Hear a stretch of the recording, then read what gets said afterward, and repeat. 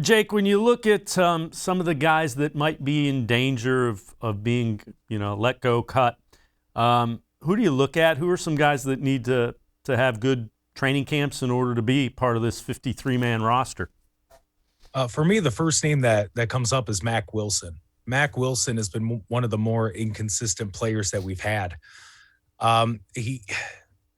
You see the potential there with Mack Wilson. He doesn't break down to tackle. There's a lot of missed tackles, and specifically in the Kansas City game, the touchdown, I believe it was Le'Veon Bell that he had. Mack Wilson just tried to throw a shoulder into him, thought that was good enough, couldn't get him to the ground, and it ended up being a touchdown, and that kind of helped them pull away there in the fourth quarter.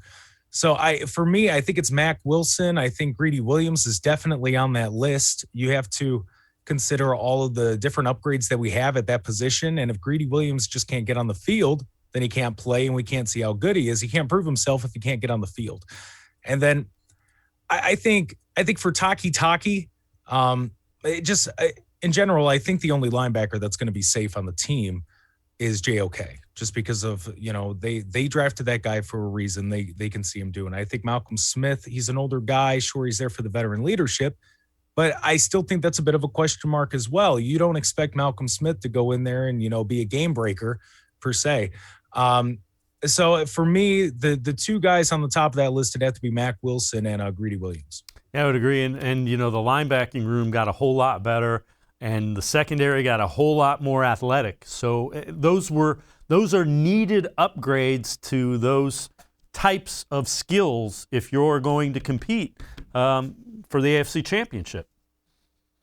Yeah, we saw it in the Super Bowl. It comes down to speed. And luckily for Tampa Bay, I mean, we all saw Devin White and we were hoping, but it just didn't work out.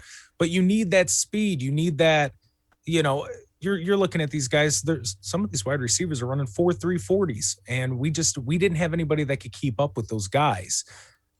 I don't think Mack Wilson could be the guy to do that. I don't even know if you could trust him to cover tight ends at this point.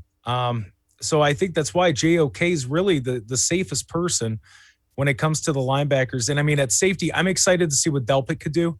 I think it's sad what happened last year and how, he had to miss time. So I'm excited to see what exactly, with this new speed, with this new kind of new system, because we didn't have any Joe Woods players last year with when it comes to players that he liked. So I'm excited to see how it's all going to be put together.